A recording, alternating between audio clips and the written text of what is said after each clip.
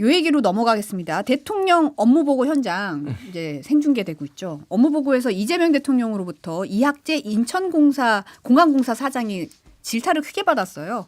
영상 잠시 보고 얘기 나누겠습니다. 가능하냐고 묻잖아요. 제가 책갈피에 끼어가지고 저 $100짜리 한 묶음씩 그 책갈피에 끼어서 가져가는 게 가능하냐 그 말이잖아요. 그거 안 걸리고. 예, 이번에도 거의 그 저희가 검색을 해갔고요. 그래서 그것이 적발이 돼갖고 세관으로 넘겨. 그 참 말이 기십니다. 가능하냐 안 하냐 묻는데 자꾸 옆으로 세요. 가능해요 안 해요? 예, 뭐 완벽하게 가능하지는 않은 것 같습니다. 예. 이집트의 공항 개발 사업 추진 현황 여기 있는데 현재 사업 진척 정도가 어느 정도예요? 후르가다 공항은 지금 협의 중에 있습니다.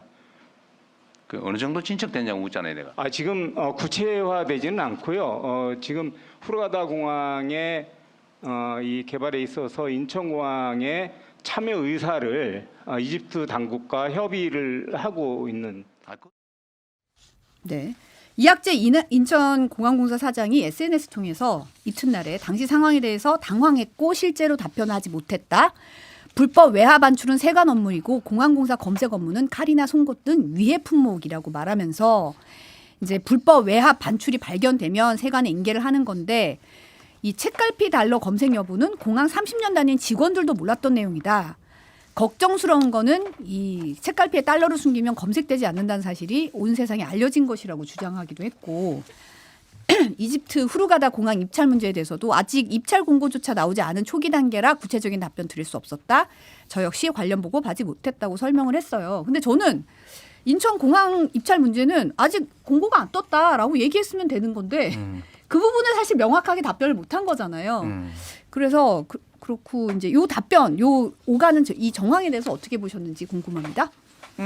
저 대통령의 이제 스타일이거든요. 이게 원래 성남시장 때부터 경기도지사 해가지고 저런 식으로 실국장 회의도 하고 저런 식으로 업무 보고도 많이 받았습니다. 예전에 이제 유튜브가 많이 발달하지 않았을 때 성남시장 때는 언론에 공개를 했어요. 저는 걸. 저걸 해서 실국장 회의가 이게 이제 이재명 그 시장이나 지사가 했던 방식은 일종의 이제 군기잡기죠. 군기잡기. 그리고 상당히 압박을 해가지고 내가 또 이제 약간의 이제 보여주기도 있습니다. 그러니까 내가 이렇게 일을 잘하고 내가 이렇게 질타를 하고 이게 바로바로 바뀌고 이런 것들 시민들한테 보여주고 이런 것들을 하는 거기 때문에 오래된 거예요, 사실은. 그리고 저거를 그러면은 뭐 특정, 그러니까 국민의힘에서 얘기하는 게 국민의힘의 출신들 인사들한테만 한 거냐? 그것도 아니에요. 그러니까 예를 들면은 뭐 변상문 농림축산식품부 식약정책관한테는 콩 수입량 중 GMO가 얼마나 되느냐 그러니까 막 본인이 쫙쫙쫙 대답을 잘해가지고 칭찬도 받았거든요. 예, 그러니까 지금 요거는 영상으로 이따가 있어요. 해놨어요. 있어요. 예.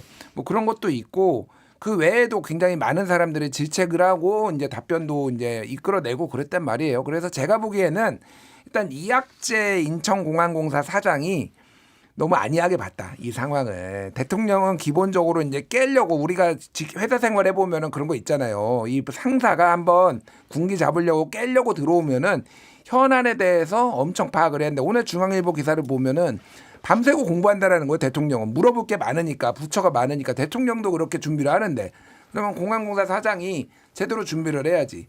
그리고 모든 불시에 나왔어도 답변할 수 있게 약간 준비가 돼 있었는데 그런 준비가 좀 덜 돼 있었다라고 생각을 하고 나중에 SNS에 올린 거를 대통령이 이거를 공개함으로써 뭐 전 국민이 다 할까봐 두렵다라는 거는 이미 이게 뭐 예전에 쌍방울 대북 송금할 때 이미 그 사람들이 중국으로 다 책갈피에 끼워가지고 나갔다라는 거는 다 알고 있는 사실이에요. 새로운 사실이 아닙니다. 그러니까. 그래서 그런 거는 기우다. 본인이 일이나 좀 잘하시라 그런 얘기 말씀드릴게요. 예. 담배가게 송구님이는 이 방식은 유학 관련돼서 많이 나온 얘기다. 알려진 얘기고 아는 사람은 아는 얘기인데 이게 마치 처음 알려진 것처럼 얘기하는 것도 좀 호도하는 거다라는 지적을 하시기도 하셨어요.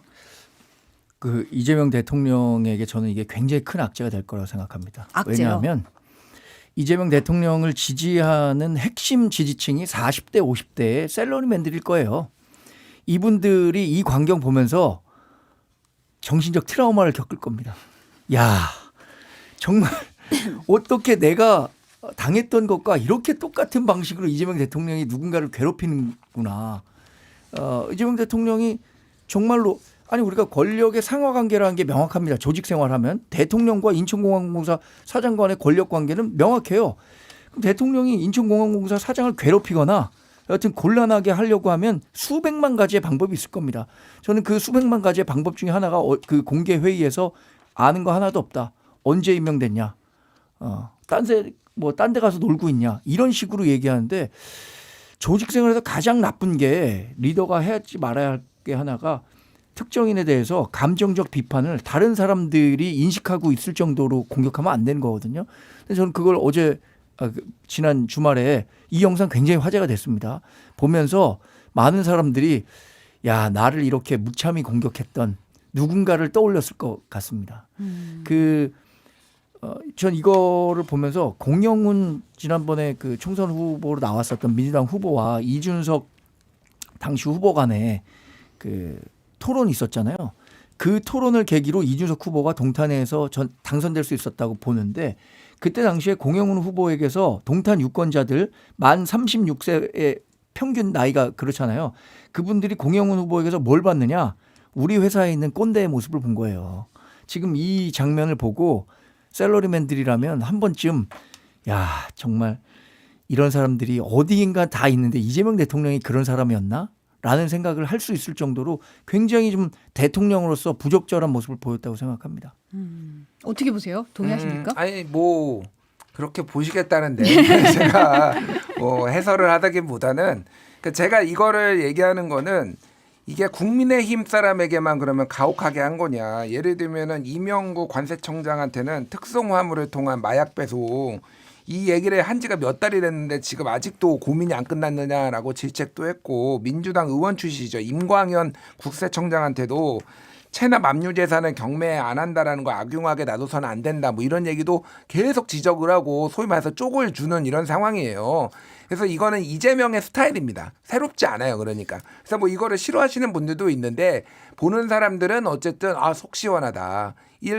현안 파악 모르고 엉뚱한 소리나 해대고 이런 거보다는 명확하게 알고 지적하고 그게 바뀌고 이런 거를 예전에 또 이재명 시장 때는 SNS로 이런 거를 바로 알리고 이렇게 민원이 들어오면 알리고 이런 것들을 본인의 정치적 자산으로 삼았거든요. 제가 보기엔 어느 정도 이렇게 불편하신 분들도 있겠지만은 검증된 방식이라는 거예요.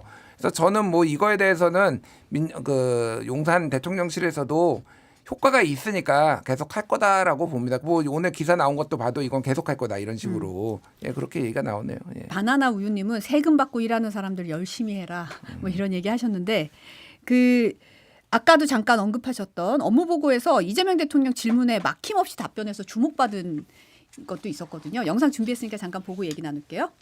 유전자 조작된 건 얼마, 안 된 건 얼마 이거 좀 알고 싶어서요. 예. 모르시면 나중에. 심영부장 답변드리겠습니다. 네. 이쪽입니다. 말씀하세요 그냥. 이 콩은 그 체유용으로 100만 톤 수입되고요. 전부 GMO라고 보시면 되겠습니다. 체유용 기름 짜는 콩기름 짜는 겁니다. 그 외에 뭐 예를 들면 두부도 만들고 하잖아요. 식용은 난 GMO입니다. 그래요? 예. 그거 어떻게 증명하죠? 그 기본적으로 난 GMO 입증된 업체로부터 수입을 하고 있습니다. 그러면 우리 국민들은 대체적으로 뭐 외국에서 수입한 콩으로 만든 건 당연히 GMO겠지 이렇게 생각하는데 아니라는 거예요. 식용 두부는 아니고요. 그 체유용으로 쓰는 건 콩기름은 GMO로 보시면 되겠습니다. 옥수수는요? 옥수수 사료용 다 GMO입니다. 다 GMO. 식용은 전분당 만드는데 그건 난 GMO입니다. 우리 자체 콩 생산량은 얼마인지 혹시 아세요? 저희 83,000톤 올해 예상하고 있습니다. 83,000. 한 10배 이상은 수입한다. 그러니까 우리가 자체적으로 하는 건 5%도 안 되겠네요. 전체적으로 보면 곡물 자급률로 보면 그렇고요. 식용으로만 보면 한 37% 자급하고 있습니다. 이분이 변상문 식량 정책관인데 이제 별명이 생겼더라고요. 콩 GTP라고. 콩 이제 자급률 뭐 얼마 이거 퍼센테이지 쫙 얘기가 나오니까 별명이 콩 챗 GTP가 아니라 콩 GTP, GPT다 이렇게 불린다고 하는데 어떻게 보면 희비가 엇갈리는 거죠. 업무 생중계되는 업무 보고에서 얼마나 업무 파악을 제대로 하고 있느냐가 확 드러나는 계기가 되는 거잖아요. 근데 그것도 이 실무자인 국장하고 전체 회사를 총괄하는 그 대표하고 조금 차이는 있다고 봐요. 물론 정말 답변 잘하셨습니다. 답변도 너무 잘하시고 얼굴도 잘생기시고 아주 이번에 굉장히 떴을 것 같아요. 댓글에 승진이구나 그 댓글 제가 봤어요. 네. 그 식량 정책관 아마 뭐 우리나라의 식량 자급률과 같은 문제는 굉장히 중요한 문제이기 때문에 준비도 많이 하셨을 것 같고 잘하셨습니다. 그런데 이걸 갖고 한국공항공사 사장이 사실 이거 그 외화 민반출은 세관의 업무고 공항 업무 아니라는 것도 드러났잖아요. 그리고 후르고다 공항은 아직 입찰이 이루어지지도 않은 것도 사후적으로 확인됐는데 이걸 갖고 그럼 공항공사 사장은 하나도 현안을 모르고 있는 거냐 이거를 이분의 답변과 비교하는 건 좀 무리라고 봅니다. 비교한 건 아니고요. 이분 이렇게 잘했어요. 잘해서 네. 칭찬받은 공무원도 있다 그 얘기죠. 네. 아니 그러니까 뭐 이학재 사장이 모를 수도 있죠. 그러면 밑에 직원들한테 질문이 오면은 그거를 답변을 할 수 있게 준비를 뭐 이렇게 하게 한다든지 뭐 이렇게 하는 거. 저것도 지금 농림식품수산부에 이제 왔던 거를 장관이 안 하고 다른 분이 한 거잖아요. 송 장관한테 이제 모르면 뭐 다음에 이렇게 하니까 이제 식량국장이 답변하겠습니다라고 얘기를 한 거죠. 그러니까 이학재 사장이 어쨌든 준비가 미흡했다라고 볼 수밖에 없어요. 그러니까 정치인 출신 삼선 의원이고 뭐 있겠어 했다가 지금 된통 당했다. 저는 이게 공무원들 군기잡기라고 봅니다. 그러니까 일 제대로 현안 파악하고 사안들 이제 야권이라서 더 뭐 심하게 뭐 했다. 그거는 저는 뭐 동의하지가 않아요. 네. 지금 사실은 이재명 대통령이 동북아 역사재단 업무보고 과정에서 주류 역사학계가 위서로 판단하는 환단고기를 언급해서 논란이 되니까 대통령실이 어제 해당 주장에 동의하거나 연구를 지시한 건 아니다. 역사 왜곡에 대응해야 할 동북아 역사재단의 일부 인사들이 친일 뉴라이트에 관련됐다는 논란이 일었던 만큼 역사 관련 다양한 문제의식에 감안해 올바른 역사관을 확립하자는 차원이었다. 이렇게 선을 그었습니다. 이 부분은 어떻게 보세요? 그 앞에 얘기했던 게 좀 긍정적인 거라면은 이거는 좀 많은 실책 같아요. 제가 보기에는 이건 위험하다. 그러니까 왜냐하면은 행정, 정치 이런 거는 대통령이 어쨌든 직간접적으로 다 알 수 있는 분야잖아요. 근데 역사는 대통령이 전문가가 아니잖아요. 그런데 이거를 환빠라고 얘기를 했지만 원래 이제 대통령의 환법이 논란이 되는 거를 그런 어휘들을 직접적으로 뭐 얘기하는 거예요. 강훈식, 훈시경 뭐 이런 것도 뭐 땅 사놨나 이런 것도 마찬가지고. 근데 이거는 역사에 맡겨야 되는 건데 대통령이 이런 얘기를 언급하는 것 자체가 굉장히 잘못된 거다. 제가 보기에는. 그리고 저는 이 환단고기의 논란에 대해서 굉장히 많이 하는 편이에요. 제가 예전에 팩트체크 언론을 좀 이렇게 운영했을 때 이거를 전문가를 모시고 한 10부작 정도로 환단고기 위서가 이거 어디서부터 시작됐는가 뭐 이런 것부터 해서 굉장히 다방면으로 했는데 이거는 잘못 건드리면 지금 이게 이제 증산도 쪽에서 주로 주장하는 거거든요. 이 환단고기를. 그래서 지금 그쪽에서는 환호성 지르고 난리 났어요. 역시 이재명 대통령께서 환단고기를 인정해 주셨다 그러면서 지금 막 스물스물 다 기어 나오더라고요. 이건 역사 음모론이에요. 유사 역사학이고요. 이거는 사료로서 이미 가치가 없는 게 다 밝혀졌고 주류학계에서 다 끝난 논쟁입니다. 근데 대통령이 이거를 사료로서 다시 검토해 보라고 하는 것 자체가 굉장히 부적절하다. 이거는 아마 크게 교훈을 얻어야 된다고 생각하고 아마 이건 다시 언급 안 할 거예요. 예. 대통령의 말 한마디 한마디는 실무진이 받아들이기에 엄청난 무게로 다가올 겁니다. 이학재 공항공사 사장이 처음에 답변 제대로 못하고 쭈삣쭈삣한 것도 그런 위압감 때문이었을 거라고 생각하는데 환단고기 관련해서는 이제 우리 김진일 평론가뿐만 아니라 저도 전문가가 됐어요. 환단고기에 대해서 별로 관심 없었거든요. 근데 갑자기 꺼내 들어갖고 환단고기를 왜 꺼내 들었지? 그래서 뭐 여러 가지 자료들을 찾아보고 특히 뭐 한동훈 전 대표 같은 경우는 토요일 날 라방 통해서 환단고기 이거 위서다 뭐 이런 식의 방송을 하기도 했었는데 역사를 보고 싶은 쪽으로만 봐서는 안 되는 거죠. 역사는 그 확인된 고증과 문헌, 증거 이런 것들로 역사학자들이 평가하는 겁니다. 근데 지금 거기에 정치의 논리 마치 환단고기를 보면은 우리 한민족이 정말 대단한 민족이구나 이런 국뽕을 차오르게 하는데 과연 그걸로 그냥 우리가 국뽕이 찼으니까 좋구나 이걸로 끝날 건지 아니면 이게 정말 다른 나라들과의 역사 논쟁이나 이런 부분으로도 갈 수 있는 거고 하기 때문에 이재명 대통령이 굳이 환단고기 얘기를 왜 했는지 모르겠어요. 개인적 궁금함이 있다면 그거는 비공식적인 자리에서 역사학자들과 논쟁을 할 수 있었겠지만 여기서 공식적인 업무 보고하는 자리에서 동북아 역사재단에 그런 거 연구 안 하냐? 이렇게 하는 거 그거 연구해야 되는 거 아니냐는 것을 암시하고 있는 발언 아니겠습니까? 그래서 모르겠어요. 대통령실도 이런 논란이 계속 확산되는 걸 싫어하기 때문에 뭐 그걸 지시한 것은 아니다라고 잘라 얘기하고 있지만 뭐 식민사관을 얘기한다든가 일본 뭐 위안부 문제를 얘기하다든가 이거야말로 말이 참 기십니다. 이렇게 생각이 들더라고요.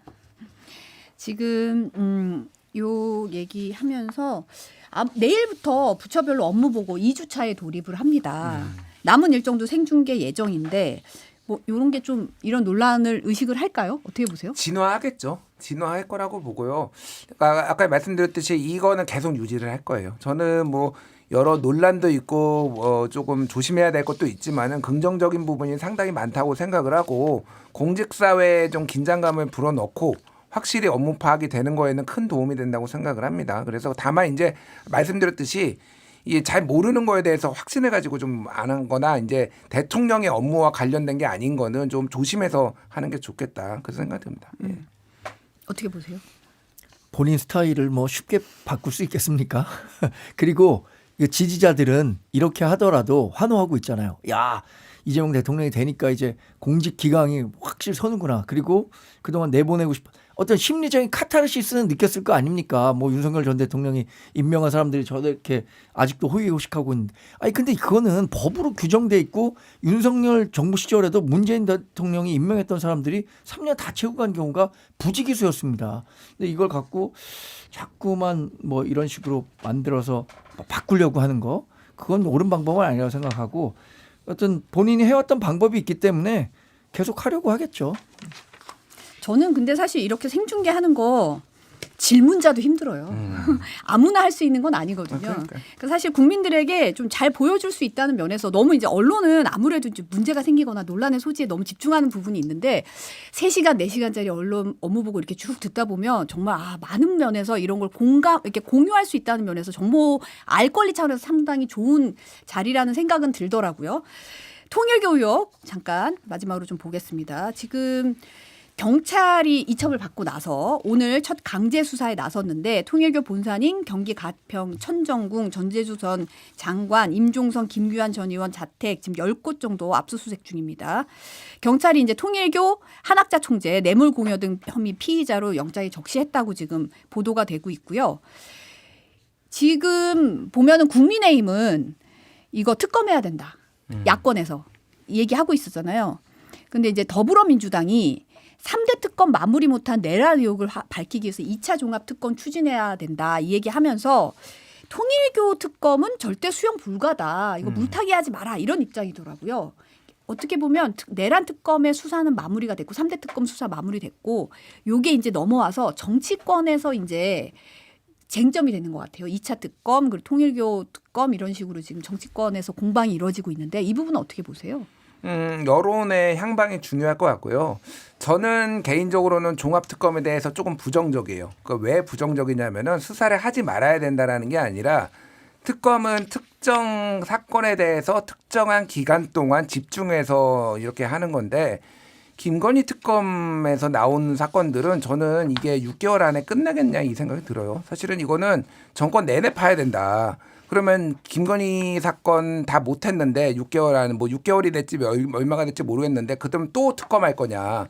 그러니까 저는 그냥 이거는 어차피 남은 사건들은 경찰 국수본이 이미 특별수사팀도 만들어 놓은 상황이기 때문에 거기에다 해서 내란 3개 팀을 만들어 놓은 상황이잖아요. 그래서 하는 게 맞다라고 저는 개인적으로 보고 또 하나는 이제 이게 특검 경찰은 정권의 영향력 아래에 있고 특검은 중립적이니 특검으로 하는 게 맞다라는 게 민주당인데 이미 특검이 중립적이지 않다라고 국민의힘에서 주장도 하고 있고 김건희 특검, 민중기 특검에서의 이제 이 통일교 민주당 관련된 거 이첩을 안 함으로 인해서 중립성에서 이미 많은 의문을 이제 받고 있는 상황이에요. 그래서 굳이 2차 특검을 해야 될 실리가 있느냐? 그냥 경찰이 이미 수사를 하고 있으니 이제 할 준비가 되어 있으니 다 하면 된다라고 개인적으로 봅니다. 그리고 만약에 이게 그 통일교 사건만 빼고 만약에 특검을 할 경우에는 여론이 상당히 안 좋아질 것 같아요. 제가 보기엔. 그래서 여론에 민감한 민주당 입장에서는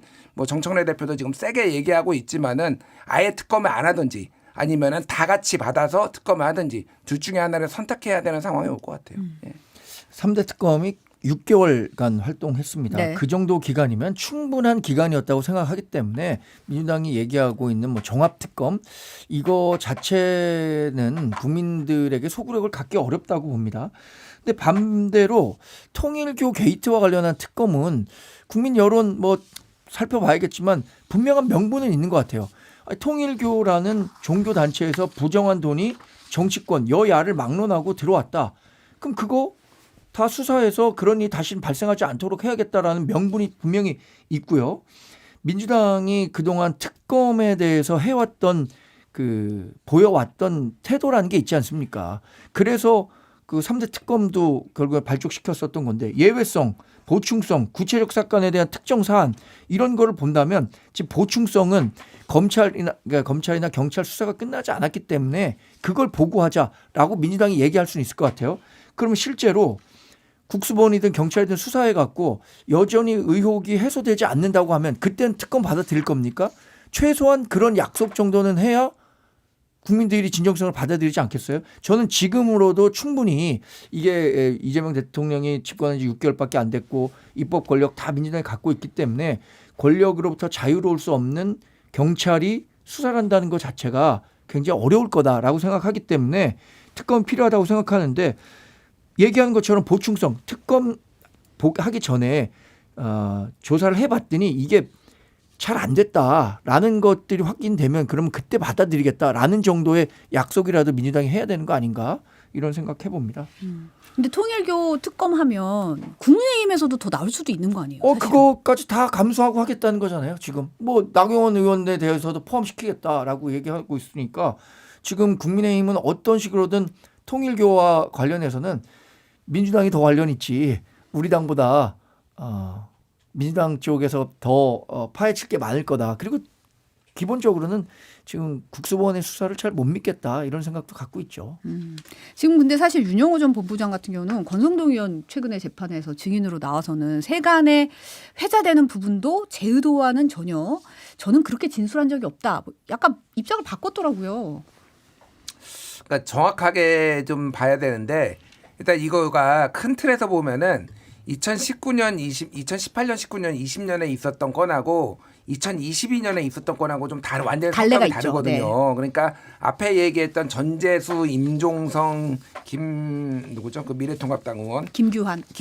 이 세 명은 돈까지 줬다라는 진술이 있고 그런데 이때는 그 윤영호가요. 그 지금의 세계본부장이 아니라 사무총장인가 사무국장인가 그랬어요. 그래서 대외로 활동을 하던 거는 지금의 부회장이라고 불리우는 이모 씨가 했다라는 거예요. 그러니까 자기가 이거를 전달되는 거를 직접 본 게 아닌 거예요. 그러니까 이때 당시에는 윤영호가 그러니까 자기가 직접 준 게 전달을 직접 한 건 아니다. 전달을 직접 하는 게 아니라 그러니까 회사의 사무를 보던 사람이고 이때 세계본부장 2022년 대선 즈음에서는 직접 자기가 권성동한테 돈을 준 거고 그러니까 이게 정확하게 자기가 뭐 완전히 진술을 바꾼 건지 아니면 내가 이거를 못 본 건데 전에 들은 얘기를 한 건지에 대해서는 좀 더 지켜봐야 될 것 같고 어쨌든 지금 상황은 증거 중심으로 좀 봐야 되는 상황인 것 같아요. 전재수 의원도 뭐 7번 만났다 그리고 사진도 이제 나와 있는데 그냥 단순히 사진 찍은 거 가지고는 지금 뭐 유죄를 확정하기는 어렵죠. 그게 금품의 오간 정황에 대해서는 다른 증거들이 있는지를 좀 봐야 되는 상황입니다. 어떤 거요? 윤영호 본부장 본인의 이해관계에 충실한 이야기 하고 있는 것 같아요.